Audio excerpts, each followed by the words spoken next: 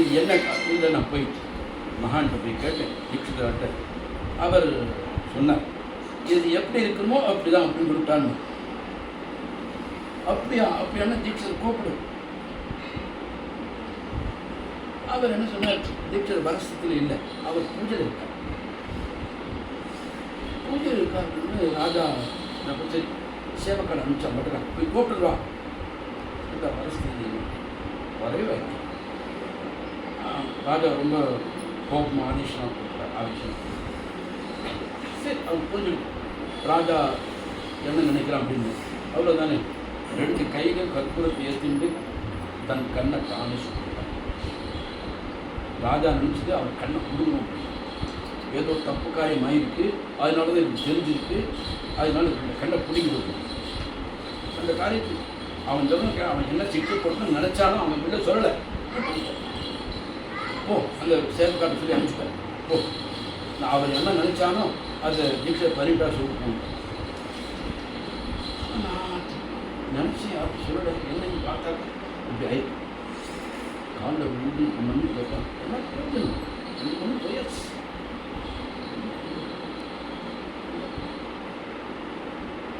அப்புறம் ஸ்ரீ கும்பாபிஷேகம் தான் அவரே குறிச்சு கொடுத்தார். அவர் ஒன்றும் அவனை தப்பாக சொல்ல ஒன்றும் கும்பாபிஷேகம் ஆச்சு. இவ்வளோ இந்த இந்த கோவில் கட்டுறதுக்கு இந்த பகவானுடைய இவ்வளோ அம்பாவுடைய செடி இதெல்லாம் கட்டுறதுக்கு உள்ள காரணமே இவர் தான். இவருடைய அந்த கண்ணி இல்லாமல் பண்ணிட்டேனே என்ன மகா காரணான்னு ரொம்ப வருத்தப்பட்டுக்கிறான். வருத்தப்பட்டுட்டார். சரி அவர் பகவானுடைய சிவோத்தர்ஷன் வந்து ஒரு ஸ்லோகம் பண்ணார். அதுக்கப்புறம் ஆனந்த சாகஸ்தவான் 104 ஸ்லோகம் பண்ணார். அவர் அந்த ரொம்ப அற்புதமாக இருக்கும். நம்ம ஜேஷ்டமாக இருந்தாலும் அவர்கிட்ட வந்து நீலகண்ட அப்பேர் எல்லா கிரந்தத்தையும் சாஸ்திர கிரந்தம் எழுதினார். நீலகண்ட தீட்சிதர் சாஸ்திர கிரந்தம் எழுதலை. அதை வந்து குறையாக ஒரு வித்வான் வந்து சொன்னார். நீலகண்டத்தை பெரிய வித்வான் ஆயாச்சே, அவர்தான் பாராட்டு பேசுவார், அவர் சாஸ்திர கிரந்தம் எழுதி எழுதியேன். அப்படியா, அவர் எழுதி அந்த ஆனந்த சாகஸ்தவம் படிச்சியான்னு கேட்டார். அதில் வேதாந்த சாஸ்திர கிரந்தமும் இருக்குது, மீமாம்ச சாஸ்திர கிரந்தமும் இருக்குது, காவியமும் இருக்குது. எல்லாத்தையும் சேர்த்து பகவானுடைய பக்தியும் கூட இறக்கி இது பண்ணியிருக்காரு ஆனந்த சாகஸ்தவத்தில். அவ்வளோ அற்புதமாக விஜ்ஞாபனார்த்தா பிரதானமார்த்தம் ஆரம்பமாகும். அதில் அவர் வாக்கியம் கொடுத்தார் வேதாந்தத்தில். கர்ம திஜேம எதினோன மதப்பதேன எத் யாச்சரேம நக்கதாதி புவந்தரேம कर्म त्यजेति चरेति इति च प्रति भावेन केरनिगमा नचमे प्रति हाँ ये वाक्य कर्माவை விடுன்னு சொல்லிட்டு ஒரு சாஸ்திரம் சொல்லுது, அது வேதாந்தம் சொல்லும். கர்மாவை பண்ணுன்னு சொல்லிட்டு ஒரு சாஸ்திரம் சொல்றது, அது மீமாம்சா சொல்லும். இப்போ இந்த ரெண்டுலையும் எதை செய்யணும் எதை செய்யக்கூடாது ரெண்டுமே புரியலையே. எந்த பாவனையினால எந்த தத்துவத்தினால எந்த தாற்பயத்தினால இந்த சாஸ்திரம் சொல்றது புரியலையே அப்படின்னாக்க, இந்த அம்பாளுடைய பக்தியை தான் ரெண்டுமே சொல்லும் அப்படின்னு சொல்லிட்டு அந்த ஒரு ஸ்லோகத்தில் இறக்கினார். அடுத்த நிமிஷம் அவர் கண்ணு இந்த மாதிரி சரித்திரம் பகவத் பக்தாவுடைய கண்ணு தேதேவி சரித்திரம், எத்தனை பக்தாவுடைய சரித்திரங்கள் இருக்கு. இதெல்லாம் பக்தினால தான் வந்தது. இந்த மாதிரி வேண்டாத போற்றித்தனத்தால வந்து போற்றித்தனம் இருப்பாங்க. அசுரான்னு பேர் வளர்க்கலாம். இந்த மாதிரி யார் சொல்கிறாங்களோ இந்த மாதிரிலாம் அசுரா. அந்த ரிஷிகள் காலத்திலையும் ராமாயணம் பாகவத பாரத காலத்திலையும் கூட அசுராலாம் அந்த ராட்சதா முனிபக்தகான்னு பேர் இருந்தது. ஆனால் முனிகள் அதை வந்து என் சரீரத்தை எடுத்து திங்க போகிறேன், என் சரீரத்தை வெட்டப்பட்டின்னு போ, திங்க போகிற திண்டு போ, தன் தபஸ் வீர் பண்ணி இன்னும் சரீரத்தை தாரணம் பண்ணுவேன் எவ்வளோ வேணும். ஆனால் உனக்கு இந்த ஜென்மம் போச்சு. இப்போ நல்ல காரியம் பண்ணட கெட்ட காரியம் பண்ணேன், உனக்கு இன்னும் 1000 கோடிக்கணக்கான ஜென்மால் வந்தாலும் கூட நீ ஞானத்தை அடைய மாட்டேன், பகவானை அடைய மாட்டேன், நீ இந்த மாதிரி பாப்பியாகவே பிறப்பு. அதையும் பகவத்கீதை மூடா ஜென்மன் ஜென்மா அப்பிராப்பியை குழுந்தை யார் இடமாங்கத்தின் அவளுக்கு அந்த மாதிரி சொன்னார். அதனால் பகவான் யாருடைய பக்கம் சொன்னாக்க எல்லாருக்கும் தெரிஞ்ச ஸ்லோகம் தெய்வாதீனங்கள் செல்வம் மந்திராதீனம் தேவந்த பிராமணாதீனா பிராமணோ தெய்வம். அதனால் நாம் எல்லாருமே ஒரு அகங்காரப்படலாம், ஒரு பெருமைப்படலாம். நாம் எல்லாருமே பகவானுக்கு பிராமணோசி முகமாசி இல்லையா, பகவானுக்கு சொந்த மனம், எல்லாருமே சொந்த மனவா. ஆனால் அவன் கெட்ட வழியில் அவன் தூரம் போயிட்டான். நான் நல்ல வழிதான் பகவான். அதனால எல்லாரும் வேதத்துக்கு அண்ணா உட்காந்து அண்ணா இருக்கு. சரி, இந்த மாதிரி ஏதாவது தினம் பண்ணிட்டு நான் போய் சொல்லித்தரணும். ஏன்னா குருவோட ரிணத்தை எப்படி தீர்க்க முடியும்னா சொல்லி கொடுத்து தான் தீர்க்க முடியும். வேறு எதுவும் தீர்க்க முடியாது. அம்மா அப்பாக்காவது சில இதெல்லாம் சொல்லி தீர்த்துக்கலாம். இந்த ரிஷி ரிணங்கள் இருக்கு இல்லையா, அது வேதாத்தியனம் அவசியம் செஞ்சு 4 பேருக்கு சொல்லித்தரணும். அதுக்காக சில பேர் 2 பேர் விதவிதமாக தேர்த்து பண்ணியிருக்கா. அண்ணா 100கணக்கான பேர் தேர்வு பண்ணியிருக்கார். சரி, அப்படி பண்ணுறவா இன்னும் சில பேர் அப்படி முடியலையா, இந்த மாதிரி வேத பாராயணத்தை வச்சுட்டு இவாளை கூப்பிட்டு இதுவும் எனக்கு சொல்லிக் கொடுத்துருக்காங்கன்னு வச்சுருக்கேன், இதை சொல்லிக் கொடுப்பா அப்படின்னு. அதுக்கப்புறம் பிரேரணை பண்ணுறார், பாடசாலைக்கு அனுப்புகிறார், அதுவும் இருக்குது. அடுத்து இந்த காரியம் செய்வார். இந்த இடத்துல நிறையா வேத பாராயணம் நடந்திருக்கு சொன்னேன். வேத பாராயணம் நிறையா நடந்திருக்கு அப்படின்னா இந்த இடத்துல வேத பாடசாலையும் ஆகும். மெதுவாக ஆரம்பிக்கட்டும். 10 2 பேர் 3 பேர் இல்லை ஆரம்பிச்சு இப்படி சூக்தங்கள் ஆரம்பிக்கிறது. அதுக்கப்புறம் மெதுவாக போய் நான் கூட ஆரம்பித்தேன். அப்படி ஆரம்பிச்சு நிறுத்தத்துக்கு மட்டும் நிறைய பேர் அத்தியானம் பண்ணுவாங்க. செயல்படுத்தணும். கல்பனி வேதாந்தம் அத்தியானம் பண்ணி நம்ம மகாசனான சிஷ்யோட சிஷ்யர் வேதாந்தம் மணித்திரவ சாஸ்திரத்தை அத்தியானம் பண்ணி ஆச்சாரியர் எழுத்தாப்புல தர்க்கத்தையும் வேதாந்தத்தையும் நல்ல சின்ன மாதிரி வாக்கியத்தை கஜிப்பார். இதோடைய பையனை இப்போ நம்மகிட்ட விட்டுருக்கார். இவ்வளோ அத்தியானம் பண்ணி பையனை விட்டுருக்கார். இப்படி வேத பரம்பரை, சாஸ்திர பரம்பரை, இந்த மாதிரி வேத பரம்பரை பலத்தில் இருந்தாலே நம்ம எல்லாரும் பகவான் கிட்ட ஆரம்பிச்சோம். யாரும் கவலைப்படாம நம்ம எந்த கோவிலுக்கு போவோம். இன்னைக்கு உலகத்தில் யாரோ பஞ்சமத்து புண்ணாச்சி பத்துன்றா என்ன நாம சொல்கிறா பண்ணிட்டு போகிறோம். ஆனால் நான் எல்லாருக்கும் ஒரு வாக்கியம் இருந்தேன். நீங்கள் போகிறது சதுர்த்தம் பூஜை பண்ணுறோம், பஞ்சம பூஜை பண்ணுறோம், நீங்கள் வேறு யாரும் பூஜை பண்ணுறோம். நீங்கள் போகிறது பகவானுக்காக போகிறேன். அதனால் அவன் பிரசாதம் கொடுத்தானோ விட்டானோ வாங்கிட்டாலோ இல்லையோ அந்த நம்ம மூட யோசனை எதுவுமே வேண்டாம்.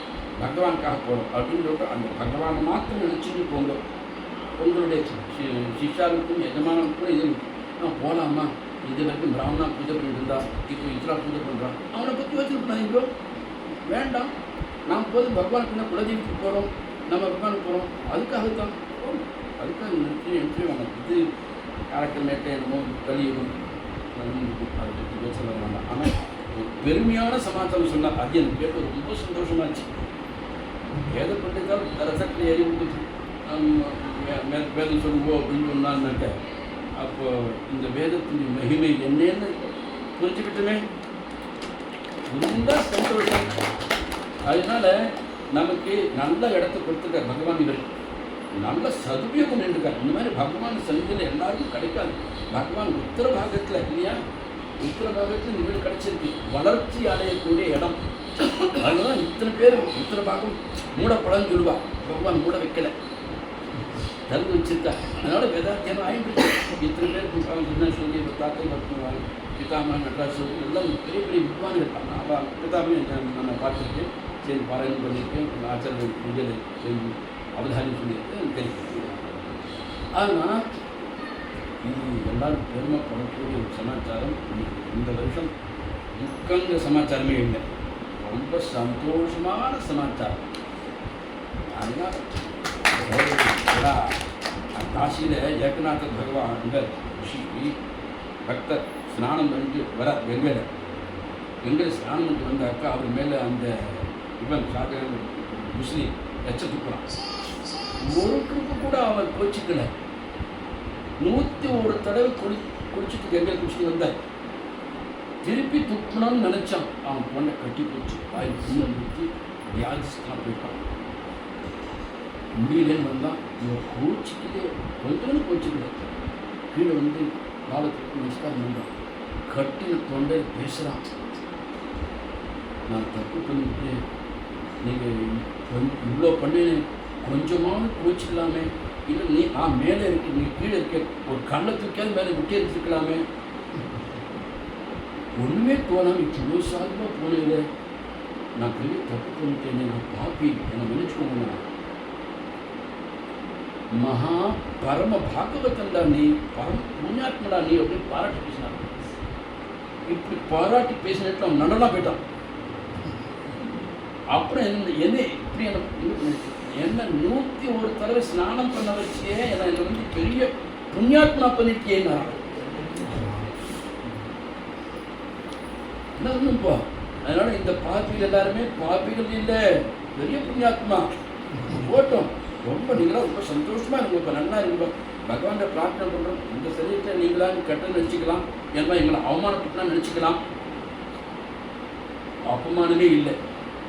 பிராமணால அவமானப்படுத்தவே முடியாது. ஏன்னாக்க அவள் நம்பியிருக்கிறது வேதத்தானே. அவமானம் பண்ணுனா வேதம் தான் அவமானம் பண்ணும், பகவான் தான் அவமானம் பண்ணும். இவன் ஏன்னா நம்மளை காட்டிலும் ரொம்ப பொடிப்பையன். ஒரு பொடிப்பையை எப்படி நம்மளை அவமானம் பண்ண முடியும்? சொன்னேன் அசரணம் பண்ணி அவரே பழகி. நாம் பரம் பட்சத்தை நாம் பரம். நாம் என்றைக்கும் வசந்த கைதான்.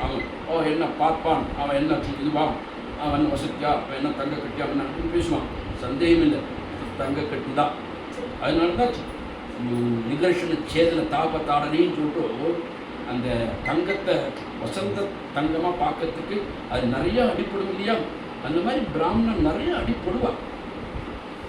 என்ன அடிப்பட்டாலும் நாம் எப்படி இந்த பாரத தேசத்தை காப்பாற்றுறதுக்கு அந்த சுதந்திர போராட்டத்தில் எத்தனை பேர் உயிரை விட்டு இந்த தேசத்தை காப்பாற்றினாலோ அந்த மாதிரி நாம் வேதத்தை காப்பாற்றுறதுக்கு நம்ம வர்ணாசிரமத்தை காப்பாற்றுறதுக்கு நாம் பரிசிரமப்படுவோம். அதுதான் நிர்ணயிப்பான். அதனால் இன்னைக்கு காமிச்சிருக்கா. போங்க ரதோத்சவத்தில் உங்களுக்குலாம் எல்லாரும் வாஜபேயி யாகம் பண்ணி வாஜபேயை கடைசியில் ரதம் ஏறுவான்னு சொல்லி கேள்விப்பட்டுக்கோமா, பார்த்துருப்பேனா? இப்போ என்ன பண்ண எல்லாருமே எல்லாருக்கும் வாஜபேயருக்கு பலன் கிடைச்சாச்சு. எல்லாரும் வாஜபேயிகள் நம் பகவான் பக்கம். அந்த மாதிரி எல்லாரும் இவ்வளோ பெருமைப்பட்டு சந்தோஷமாக இருந்தோ. இந்த சத்யா ராஜ்யா ரொம்ப வருஷமாக தெரியும். அவரும் நிறைய பரிசு கொடுத்து நல்ல விமான ஆகி நல்ல சொல்லியாக ரொம்ப சப்படும், ரொம்ப சௌமியமான சுகாவும். நிறையா பேர் இப்படியே அழகாக ரொம்ப சௌமியமாக பேசி எப்படி அண்ணாவோ அதே மாதிரி எல்லாரையும் புரியலாம். என்கிட்ட இவருடைய ஒரு சக்தி சொல்லணுமோ, இவருடைய சக்தி இருக்கட்டும், வேறு சக்தி. நம்ம கிராமத்தில் எழுத்தாளர் இருக்கார். அவருக்கு 2 பொண்ணுகள், குழந்தை 2வது பொண்ணு குழந்தைவாய் போயிடுச்சு. 2வது ஆகலை. அது ஆகாதுன்னு சொல்லிட்டு டாக்டர் சொல்லிட்டான். எங்கே ரொம்ப பெரிய புத்திமான் உலகம் பாராட்டு இருக்க அமெரிக்காவில் அவன் எவ்வளோ சயின்டிஸ்ட் சொன்னான். டாக்டர் சொன்னான் அவன் படம் போக்கி அவன் சொல்லுவாவது என் சொல்லுவாங்க ஆகும் அப்படின்ட்டு. மாமா சொல்லிட்டாருன்னா அவருக்கு ஒரு பெருமை. மாமா சொல்லிட்டாரு ஆகிடும் அப்படின்னு. மாமா சொல்கிறது இது வேதம் சொல்லணும். அப்புறம் என்ன பண்ணோம் கவலைப்பட நான் சொல்கிறேன். சரி அந்த நேரம் பார்க்குங்க வந்து இவரை தான் அழைச்சிருக்கு வேத பலன் பண்ணுது அப்படின்னு 3 நாள் வேத பலன் பண்ண வச்சேன். இவரும் போனார் கூட. இந்த இதுமாதிரி உற்சவமான கையோடு தான், இந்த உற்சவமான கையோடு தான் பார்க்கணும். அடுத்த 1 வருஷத்தில் ஆண் குழந்தை பிறந்தவருக்கு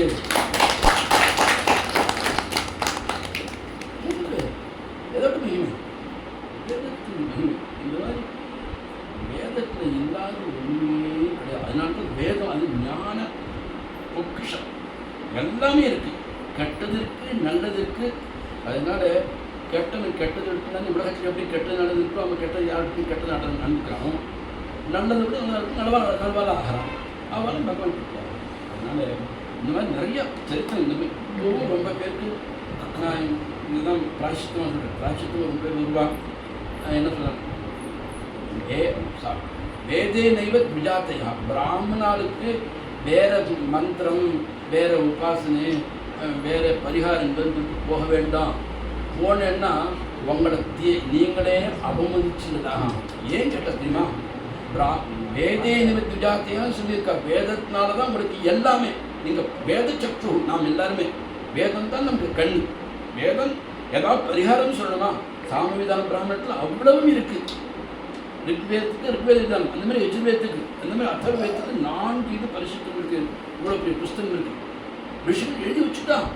யாருக்கு என்ன கஷ்டம் நட்பு சுகம் துக்கம் இருந்தாலும் பரிகாரம் அவ்வாறு எழுதி வச்சுட்டான். அதன்படி பண்ணும்போது கண்டிப்பாக நாம் இந்த மந்திரங்கள் இந்த பரிகாரம் பண்ணி இதை 100 தடவை சொன்னோம்னா அது 1 தடவை சொன்னாலே நமக்கு எப்படி யுத்தத்தில் இந்த பிரம்மாக்குன்னு சொல்கிறா, நாகாக்குன்னு சொல்கிறா. அவன் நாகாக்கு எடுக்கணும்னாக்க அந்த மந்திரத்தை 1 தடவை சொல்லி அந்த அம்பை எடுத்து அவன் போட்டணும். போட்டதுக்கு எவ்வளோ நேரம் ஆகுங்கிறது யோசனை பண்ண முடியாது. அதுக்குள்ளே எதிரி எடுத்துருவான். ஆனால் இவன் என்ன பண்ணுவான், நினைக்கிறது தான் அப்படின்னு விதத்தில் இருக்கு. மிருத்தே நெய்வ சித்தியத்தின் இருக்கு. நாம் இதை பிரமத்தில் நினைச்ச மாத்திரத்துக்கே ஆயிடும். நினைச்ச மாத்திரத்துக்கு ஆகும் அப்படின்னா அப்போ என்ன பண்ணியிருக்கணும், நிறைய ஜபம் பண்ணியிருக்கணும். அதுக்காக வேதாத்தியன காலத்தில் அனுபவத்தில் எல்லாருக்கும் தெரிஞ்ச விஷயம். நீங்கள் சந்தை வாத்தியார் கூப்பிட்டு சொன்னாங்க சொல்லுது, அதுக்கப்புறம் திரும்ப சொல்லுது, அதுக்கப்புறம் திருப்பி 3 தடவை, அதுக்கப்புறம் ஆவர்த்தி இப்படி போய் நாம் 10 வருஷத்தில் 10,000 தடவை ஒரு மந்திரம் ஆயிடும். இது குருகுலத்தில் இந்த ஒவ்வொரு மந்திரம் 10,000 தடவை எப்படி ஆகுதோ, நாம் சித்திக்காக ஒவ்வொரு மந்திரத்தின் லட்சத்தடவை கண்டிப்பாக பலன் கொடுத்து நான் சில பேர் காமிச்சிருக்கேன். மகாராஷ்டிரத்தில் ஒருத்தன் பாட்கின்னு ஒருத்தர் சித்தாந்தின்னு அவன் வந்து எனக்கு சில பேர் நிறைய சொத்துக்கள் இருக்கா அப்படின்னு.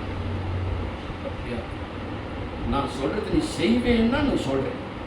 ஏன்னா என் வாக்கியம் 100 தடவை நீ ரிக்வேதத்தை பாராயணம் போ அப்படின்னு. அதுக்கப்புறம் அந்த சத்துக்கெல்லாம் தானே அவனுக்கு கட்டி கொடுத்துருவாங்க. என்ன ஆச்சு, எல்லாம் செய்யச்சு. யாரெல்லாம் சத்து நினைச்சாலும் எல்லாரும் மித்தாள் ஆகிட்டான். இது வேதத்துடைய மகிமை. அதுக்காக தான் நாம் எல்லாருமே எவ்வளோ கஷ்டங்கள் காய்ச்சால் கஷ்டம் நினைச்சா கஷ்டம்தான், வாஸ்தவம் தான். இந்த ஒரு சந்தோஷத்தை அடையலாமே. நம்மளுடைய முக்கிய உத்தேச லட்சியம் என்ன, சந்தோஷத்தை அடையணும், பகவானுக்கு சேவை செய்யணும். இதுதான் நம்முடைய சந்தோஷத்தை நினைக்க முடிப்போம். சாப்பிட்டுட்டே இருப்போம் இல்லையா, ராத்திரி வேலை எனக்கு லைட் அடிச்சு கொடுத்துன்னா சாப்பாடு விட்டு எழுந்துக்கிறோமோ மாட்டோம். ஒரு இதுக்கோ போகிறோம், அங்கே லைட்டை போட்டுக்கிறோம் இல்லையா, அணிஞ்சு போச்சுன்னா எழுந்து வந்துடுவோமோ மாட்டோம். ஏன் நம்முடைய லட்சியம் என்ன, அதை மொத்தம் முடிக்கணும். சாப்பாட்டையும் முடிக்கணும், அடுத்த அதையும் முடிக்கணும் இல்லையா. இதே வந்து நம்முடைய லட்சியம் வேதத்தை ரட்சணை பண்ணுறது, பகவானுடைய அனுபவத்தை பார்க்கலாம். அதனால் இது வந்து வேத படங்கள் பண்ணி முடிவாக சாதனை மேலே மேலே பகவானுடைய